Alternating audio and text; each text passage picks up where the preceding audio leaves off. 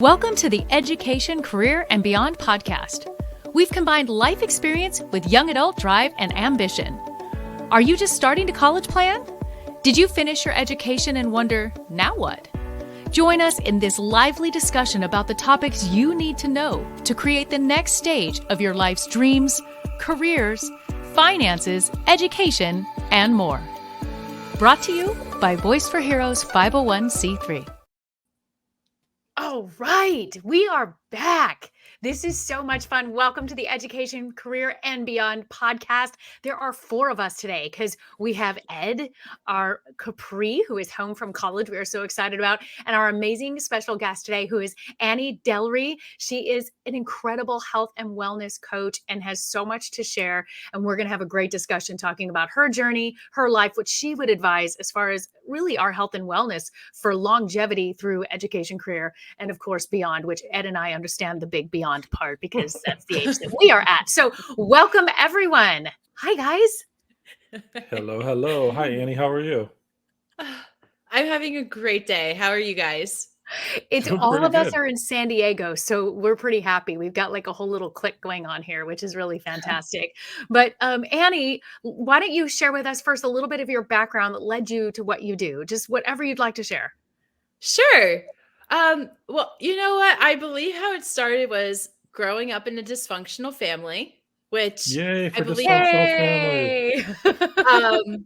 Which is not uncommon. Like I am not alone in this. And it just got me really interested in human beings. I'm one of 6 kids, and that's a lot of people in one house. So it's 2 a gaggle. adults, 6 kids. I love that word. So I've heard it. Gaggle of kids. We have 6, so I get it. Oh, yes? Yes. Oh, anyways, please continue. So we get it. You totally get it. Like food is crazy. It's so much noise, so many personalities. And I was like, you know what? I'm going to study the human mind. Let's see how this goes, which led me to my bachelor's in psychology. And then during my bachelor's, I learned about this thing called coaching. And I'm like, wait. I don't just have to do therapy. I can do this thing called coaching. Are you kidding me? My mind was absolutely blown. And then I found a master's program in integrative wellness coaching. And I was like, all right, where do I sign up? No, actually, the first thing I said was, how am I going to pay for this? And then the second thing I said was, how can I sign up? That is awesome. I start every day with how am I going to pay for this? Yeah, just so you know, that's never stopped ever in anything that I do. And that's actually something I tell my clients, and it's not like a plug to work with me. What I tell them is it's worth investing in yourself. My parents didn't give me I don't want to say they didn't give me anything. My parents didn't pay for my school, but I believed in myself enough to invest in myself. Yes. Same with certifications, like easily probably $10,000 in certifications. To other people, that sounds insane. But I was investing in myself. You absolutely I think it's worth it. Yeah, that's awesome. As usual, I get tons of questions in a short period of time, but I'm going to defer to my co-host. Do you guys have anything you want to hit up Annie with right away? Do you want to start with a little bit about like what wellness coaching exactly is and maybe some of the differences between like that and therapy? Because that's just something you mentioned and I didn't realize how similar or different they were. Oh, I love to teach about this. I'm so excited you asked. Okay. I was going to ask that question. I love her so much. Gosh darn it. All right. Let me break this down because unfortunately, even therapists and coaches are confused about this, which is scary because they're 2 different fields. So therapy, people are definitely, it's more common. So therapy is coping with the present and addressing the past. Healing from the past, talking about it, processing, and then functioning in the present. How can I do well now? Well, coaching is the present, but more importantly, it's the future. So that is all we're worried about. We are solution focused. We are not spending time in the past. So an example will be, I warn my clients first thing, when you work with me, if you go into a 3-minute story about the past, I'm going to gently stop you and I'm going to say, I appreciate the background, What did you learn from this? Because that's all that matters at that point. It doesn't matter how long you argued with your boss. Doesn't matter the fight you had with your mom or your sibling. What matters is, what are you doing at this exact moment? And more importantly, what do you plan to do moving forward? Wow. So I can't bring up past episodes with Ed's 5-part questions. What did you learn from But those? she's going to stop you from continuing on that path. No, because you guys are my clients, so I won't gently call you out, right? Yeah, go ahead. I don't care. By the way, it's so funny that you mentioned 5-part questions, because I have my questions on the screen and I literally broke them into pieces. Eddie, you have call no out. idea. Going, We have saved you from such headache by really helping him with these 5-part question breakdowns. that's also why I let you go first. All right. Well, why don't you hit us with one of your new and improved not 5-part questions? Well, I got nosy and I started digging around, Annie, and I've got a bunch of stuff about the book you wrote and a bunch of other things, but I really want to Okay. kind of table off a Capri's question.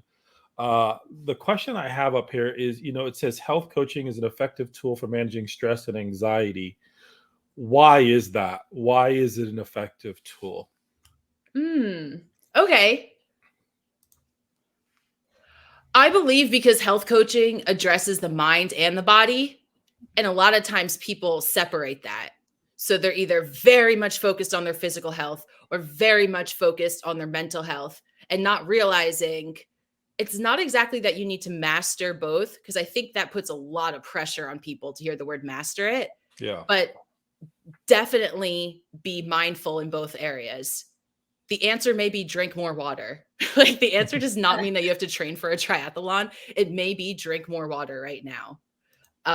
During COVID, it was teaching clients about brushing your teeth every day and taking showers. That was important towards your mental health. So it doesn't even have to be like I said, go write a book, go run a triathlon, go to a sauna every day. I'm like getting away from myself with this answer. And What you're I'm right trying to about the say water, is, though. I have to say, the water is amazing. I start the day with 3 full glasses before I even have my coffee. look at this bad boy. This says Whoa. morning. Yep. It tells me when Oh, to yeah. drink. Keeps you on track. It does. Especially if you're a coffee drinker, because I need to make sure I know how much coffee I'm drinking to water. Exactly. All right. Sorry, we sidetracked there. Annie, and Ed, then we'll get back to your other 4 parts. What school did you go to? I went to William Patterson for my bachelor's, and I Where went is to that? Where is that? Yes. In Jersey, because I'm from Jersey. Oh, I love it. Yes, that was in New Jersey. And then I moved to California because I was earning my master's in speech language pathology. Because I was like, I'll do coaching on the side. That's not practical. That's not a full-time job. I'll do that. That's my passion project. And then I got into speech language pathology. I packed like 4 suitcases by myself. I move across country. I've never visited California before. I'm in this program. And I'm like, this is the most boring thing in the world. I'm in the first semester and I'm bored out of my mind. So that was a good indicator, though. story. I mean, you were Yeah. listening to your inner self, realizing I thought this was what I wanted, but this is not the direction I want to go. And how many young adults are maybe experiencing that same thing at the same time? Mm-hmm. Yeah, definitely. And following what brings you joy. Like, I work with a lot of parents as well. And what I tell them is, well, when they have their teens, they're saying, I just want what's best for them. Naturally, of course, I want what's best for your kids too. I don't want to set them up for failure. But also, with that being said, if your kid has a nervous breakdown their senior year in high school, or when they go to college in their freshman year and they need to be institutionalized, well, this like track for success, they went off tracks, don't you think? And not that you can't get back on track. That's not what I'm trying to say. But this extreme pressure of pick this major, go to this school, potentially date these people. You could, all of these different things. And I'm like getting so serious so fast. No, I Annie, I'm didn't so even glad mean you to. did because we Okay. have these type of discussions on this show over and over again about really being concerned about the pressure, the mental health, the transition, what they go through in that change. I mean, Capri just finished her first year. My youngest daughter just finishing her first year at UCSD. Ed has worked with hundreds of high school and college students and has seen this same thing as well. So this is a great part of the discussion. Okay, great. Yeah, it's a big worry for me. Mm-hmm. Ed? Yeah, as it should be, because there's a lot of young people going through this and probably silently actually going through it, right? Because they're afraid to talk about it or even kind of share it with other people, which I noticed on your website you talk about how important that is. And I want to get to that in a second, but I want to kind of stay on the stress and anxiety path for a minute. So you highlighted water, brushing your teeth, taking a shower, and that So seems basic. yeah, right. But that's the point, right? Which is it seems very simple and basic, but if you're going through something, it sounds like that would be kind of some building blocks to kind of put yourself back on track. Can you talk a little bit about how the simple things matter when you're kind of maybe meandering about or you're not strong or you're feeling depressed or having some anxiety? How important are the simple things to getting back on track? Yeah, I love that you're using the word simple because that's exactly what it is. Another phrase that I use that it's not as kind though is idiot proofing something. And I do I it for love myself. that. Make it so simple that an idiot can do it. Again, that's not a nice word. And if I was teaching about mindset and the unconscious mind, I would never use the word idiot. But if I put that part aside, make it as simple as possible. Make these choices simple. So, for example, keeping that glass of water at your bedstand. So it is the first thing you do. Or you want to eat more fruits and vegetables, keep it out on the counter instead of putting it in a drawer somewhere because you want it front of mind. That's exactly. I'm trying to think of other like super simple ones, but a very easy way to do this is to make it a habit. Just make it a routine. Easier said than done because there's a difference between simple and easy. And I also have to teach my clients that of simple does not mean, oh, well, we could just do it now. Because if so, we would all be doing it. It may be 3 steps, but it takes a lot to do those 3 steps consistently. So it may even be put your toothbrush out the night before. Don't even put it away. Or put your floss out. You don't floss, put your floss out. You don't like flossing? Okay, go buy those little sticks. You don't want to do the long thing? Go buy the little sticks. They're at the dollar store. Like I have those. yeah, me too. Because I don't like the string. And my vitamins are right next to the kitchen sink. Every time I walk through the kitchen, my vitamins are there. So I take them 3 times a day. I have my because I can't be in the kitchen without seeing them. I have another glass of water at my bathroom sink. So every time I walk through my bedroom, I drink a glass of water. Certain things that trigger that. So it's part of the daily habits. And I'm going to ask you about this one because it's a big deal to me, but I don't know if it is to everybody else. In order to really kickstart my day, the minute I'm up, I make the bed. Because that really signals me that the day has started and that's not something I can get back into. What are your thoughts on that? Me or the squad here? Yeah. Okay. I just want to make sure that I'm not. Okay. Oh, you're the expert here today. Okay. 1 second then. In my expert opinion, no. I wake up at 5:30 in the morning and my boyfriend wakes up around like 6:30. So he's in the bed. I can't make it with him in the bed. But during my single days, definitely. Or if my partner woke up at my time or earlier, yes, because you're telling, and it's a great sense of accomplishment before you even start your day. And that's something else I talk to people about is try to accomplish something before you go to bed too. So you have that peace of mind of I did do something today. So I'm sure we've all experienced this of laying in bed and you're like, wow, I did nothing today. Potentially, right? I didn't accomplish anything today. Oh, here's another day where I didn't accomplish anything. I suck. Remember in middle school when I did this and I embarrassed myself? Remember when I did this? And then you're spiraling and you're like, wait, we're going awfully negative from this one idea of feeling as if you didn't accomplish something today. So I think starting first thing, making the bed, there's an instant accomplishment, instant gratification. I drank 8 ounces of water, instant gratification. I did a gratitude list, instant gratification, literally. Right, right. Yeah. You just mentioned doing something right before you go to bed. What are some like simple slash, I guess, easy to do ideas right before bed? Okay. One of the first things I recommend is not bringing your phone to bed with you. Yes. So everyone says, but it's my alarm clock. Okay. But before cell phones, people used these things called real alarm clocks. They didn't use their cell phones, and they all happened to make it to work on time for the most part. We really did. We made it. We made it. So I have a $10 alarm clock.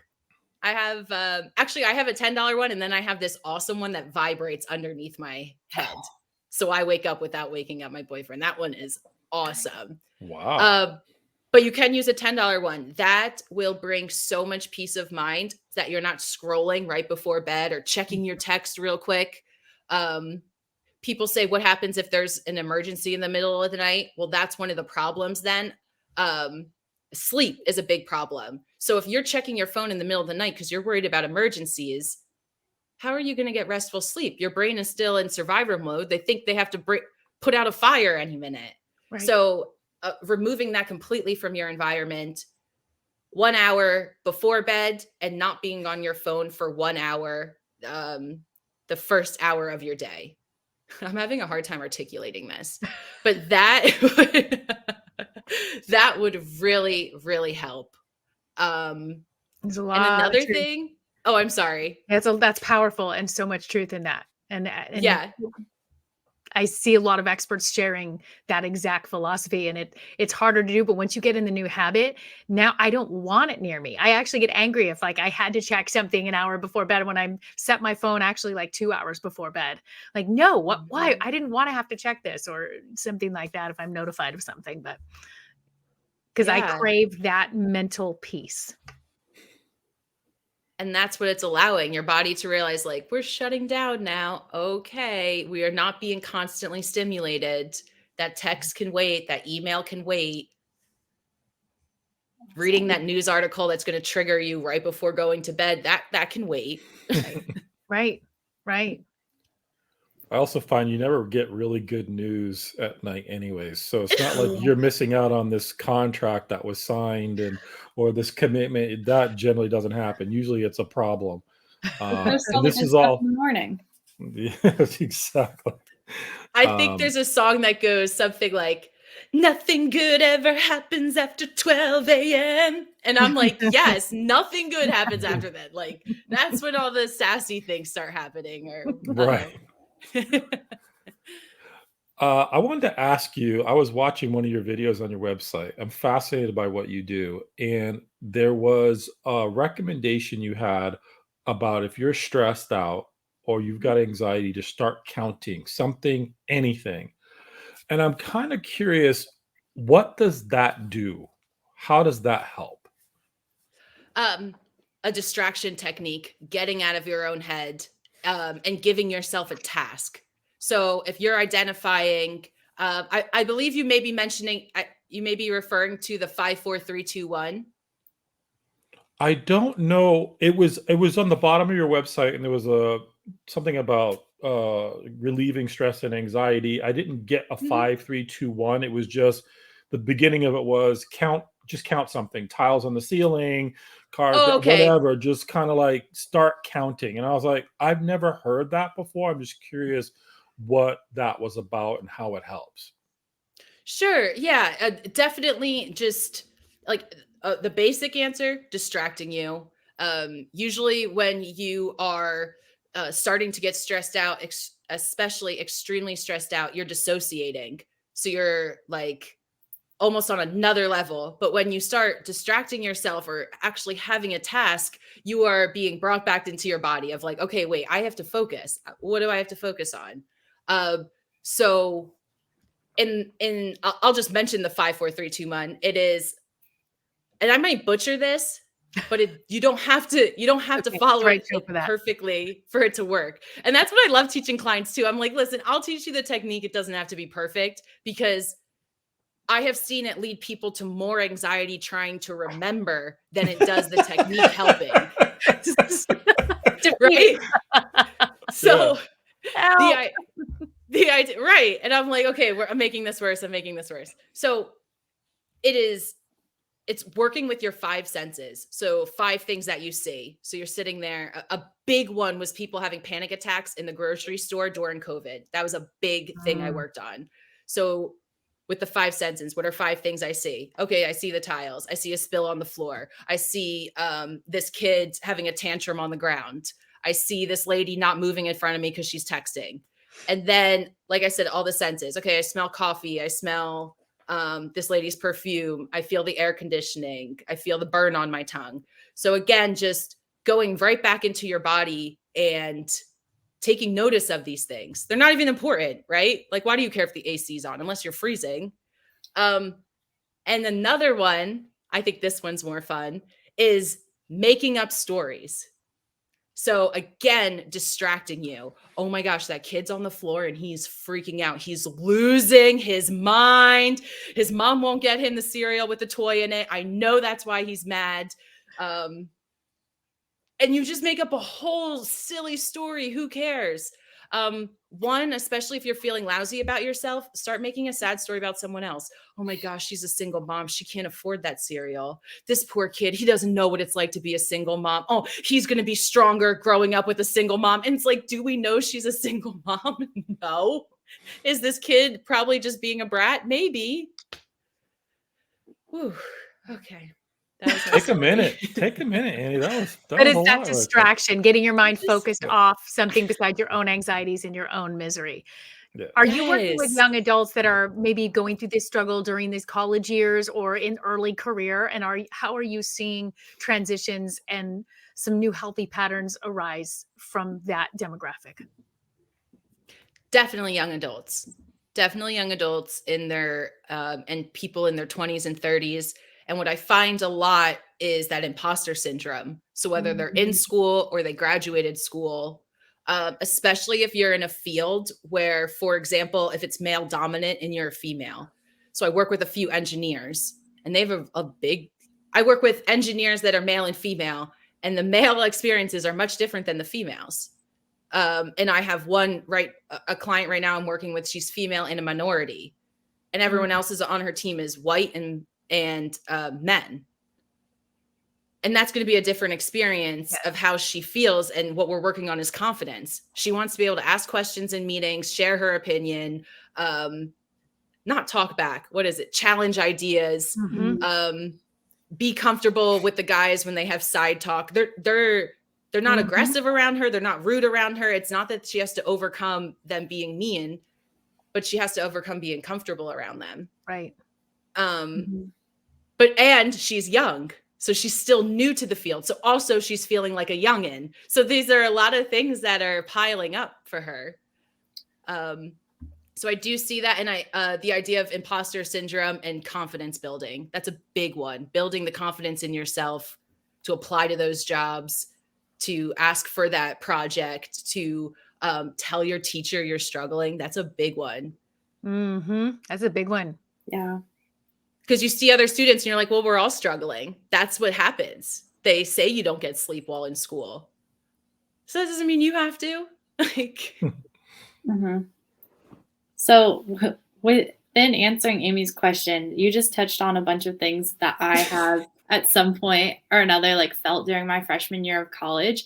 At what point would you recommend getting like professional help? Because I think that has happened to me maybe once, but at what point is it like more of a problem that you think that you should reach help for? Because I think that's also a really big challenge, especially in younger adults who are like, oh, if everyone else is in this situation, then what makes me special enough to get help?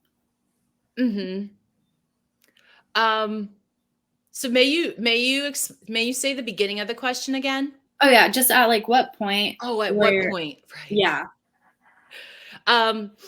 Well, so it depends on, let's say, like, their level of care. So if they're a person that can't shower every day and brush their teeth, they're going to need to be referred to a therapist. That is something that there's especially outside of COVID, because because now we're not on lockdown. So understanding that too, like, is this something such as accountability and motivation, or is this something like you're flirting with depression or you are actively depressed?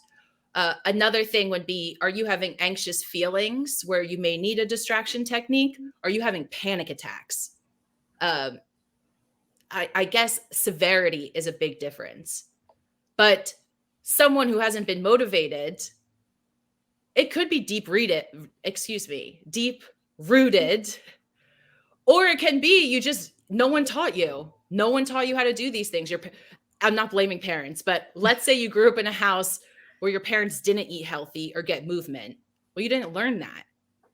You grew up in a poor environment. You never learned about savings. You didn't even know taxes were taken out. Like, no one taught you these things as a kid. I'm using random examples. Yes. Yeah. So yeah, I would say the severity, and what ends up happening is the idea of being sick and tired of sick and tired. I'm tired of saying I want to write this book for the last 10 years and I haven't. Like, I'm tired of saying that I'm going to be fit by my daughter's wedding. They've been engaged for 7 years. I haven't lost a pound. Right? Like,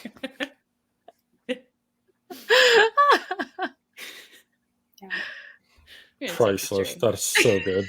That's so good, isn't it? Yeah. Ed? Oh, is it my turn? You're wheel spinning. So I want to talk about creative outlet and how valuable that may be for somebody who's dealing with being stuck. I was back on your website. There was in the video that you have at the top of your website, I saw someone painting and I saw someone journaling, and I was curious how you use, or maybe you don't use, but do you use creativity as a way to help them manage stress, anxiety, depression? Definitely. And actually, sometimes what I do is encourage them to do something they're bad at. So like, I'm terrible at drawing. Definitely draw, and do it terribly, because you're going to start noticing like, actually, I'm better than I thought. And the less you care, sometimes the better it is the result. So I'm terrible at guitar. Go to a thrift store, go buy a $20 guitar and play terribly. Hopefully you don't have roommates or parents or something, but I'm sorry to all the parents whose kids are going to go do this. No, just kidding. But grab a sketch pad, go to the dollar store, go paint. Again, buy dollar store paint. And I would say many of my clients, and these are people who are financially successful and have a fine life and aren't in survivor mode, and they still don't like their life. And they're like, I just don't have fun. Like, I just don't have fun. Okay, well, what's fun to you? I don't know. Well, what was fun when you were a kid? Well, I always wanted to be a ballerina, but I never did. All right, go dance like a ballerina in your house. Sure, close the door. You don't have to do it with people around. And also telling them, like, creativity is whatever it means to you. Yeah. And you're not getting graded on this. This is always what I tell them. You're not getting graded on this. That helps so much. Yeah. I don't want to be graded on anything. I think that's an amazing, amazing insight, Annie, because I think as you get older, those things are not part of the master plan of being an adult. You're career driven, you're family driven, relationship driven. All those things are priorities, and I understand why they are. But very rarely do we set aside that time. I'm speaking for myself, but I'm going to assume there's a large portion of the population that is in that space where they don't do anything that's fun and interesting and exciting for them. Like you said, not because I have to, not because I'm going to win an award or I'm going to be in a competition, but just a place where you can do that. And I never realized that. I heard that recently. When I saw that video on your website, I was like, I need to ask about that, because someone told me, he's like, you need to be more creative. And I was like, yeah. So, I've got the bass guitar and I've got the paint and I've got all this stuff. And I'm like, I'll get to it when I get to it. Next thing you know, you got some garbage floating around in your head. Somebody said to me, you need to get creative. And I was like, I don't it was two things. One, I don't want to. And the other thing is I suck at that. So why would I do something I'm bad at? So I'm glad. Tell us the truth, Ed. Oh, I'm Right? definitely in truth mode. There's been a switch in my head where truth is starting to push its way out, because I think there's a bunch of us who are in denial about what the truth is, but whole nother topic when you get back. Wow. I just wanted to touch on your book. What young bleep I wish I knew when I was in high school. And that I'll just say use the word shift because it's a title of a book that I was in. Shift, I wish I knew when I was in high school. What was the motivation of that book, and what has been the impact or feedback you're getting about that? I originally wrote it for my sisters when they were freshmen. They're twins, and they were freshmen in high school, and they're in Jersey, and I was in California. And like, they created the word obsessed because they understood my feelings for my sisters. I'm obsessed with them. I understand why parents are like, my kids could do no wrong, because that's how I feel about them, even when they mess up. And I was so sad that I wasn't going to be there for this journey. So I was like, I'm going to word vomit and write a book for you on different topics that I would love to tell you if I was there. And I wrote personal stories, like very personal. And I said things that I think a lot of people are scared to say. I'm saying things that people shy away from. I'm sharing things that I think parents might not even believe that this happens, especially if you haven't been in school within the last like 20 years. And it's sassy. There's curse words in it. Like obviously the title has it, right? And I wrote it for them. I originally wrote it for them with just so much love. I had a lot of fun writing it. And now all these adults are reading it and they're like, where was this? Why don't it? I wish I had this in high school. Like, they're like, I do wish I had this in high school. I didn't know anything. Yeah. That is fabulous. And we have your website in the comments. We've been putting it on the screen, but it's in the comments and it will be in the show notes on every platform, wherever you are consuming this. If you are listening to us later on one of your favorite podcast audio streaming platforms, whether you're watching this on YouTube, replaying on the social media, make sure and check out her website because your book is there as well, correct? Yes.